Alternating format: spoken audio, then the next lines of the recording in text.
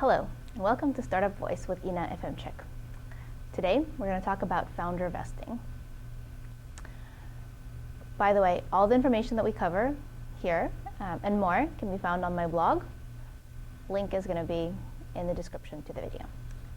So what is vesting? I'm sure you've heard the term in the Silicon Valley. It's a term that's used often. It's becoming more popular all over the world where startups are flourishing.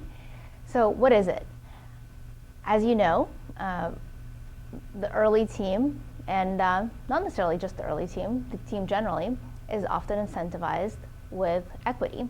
In other words, with stock or options in the company, so that they have some skin in the game.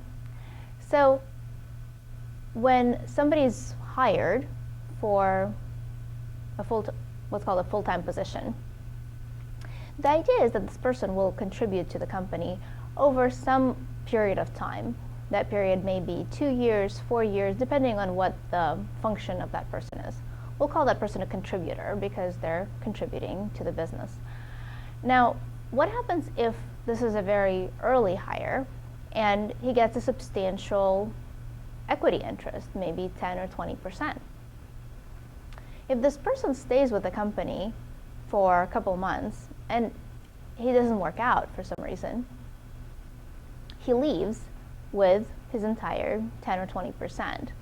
Now, in order to hire somebody to replace this person, the company needs to get those shares back, but they have no rights to get them back.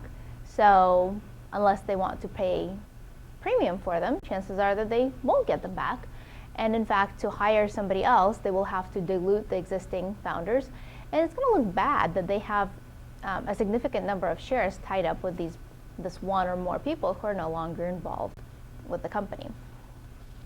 So when you're talking to investors, one of the diligence items investors are definitely going to be looking for is to make sure that all of the founders and all of the contributors, not just the founders, have their shares subject to vesting. Now, vesting is basically a right of the company to repurchase those shares or part of those shares if the contributor leaves before a certain period of time has lapsed and the person has worked that entire time. Now, the period of time for founders, it tends to be 48 months or 36 months with credit given for the amount of time before incorporation that the founder was working on the project. So if we say that a founder spent a year developing something on his own, and then he incorporated, or not necessarily on his own, but with a team, but they never formally incorporated, at the time of incorporation, he would have credit for 1 year and then have vesting for monthly over another 3 years. Now, in vesting, it's important to know that there's a concept of a cliff. A cliff is a period of time during which none of the shares are actually vested, but when that amount of time lapses, a large chunk of the shares vests altogether, usually proportional to the amount of time.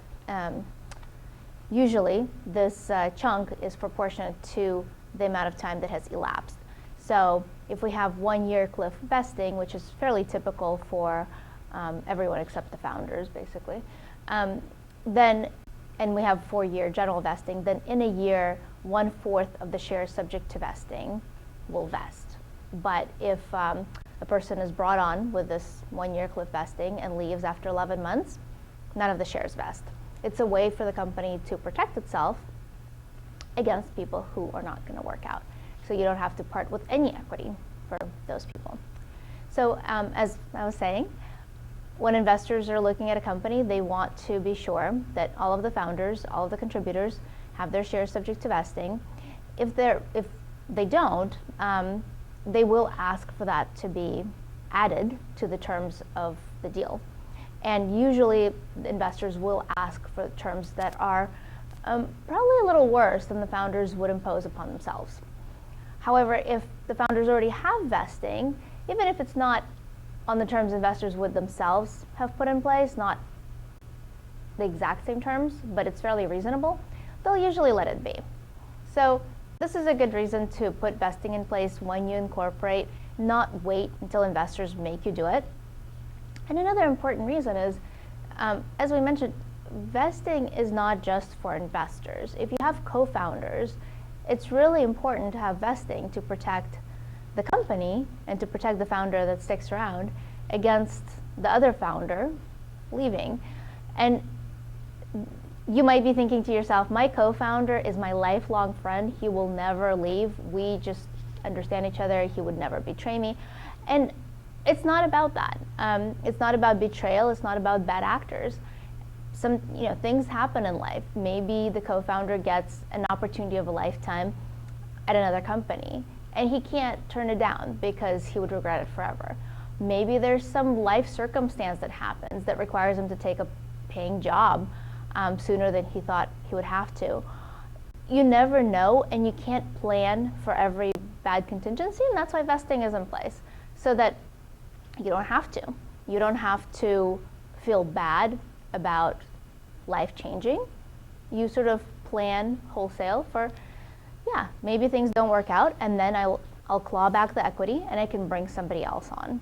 So vesting is very important to put it in place early, important to understand it, and it's important to do it not just for the investors, but for yourselves, for your company, and for the success of your venture. Happy company making.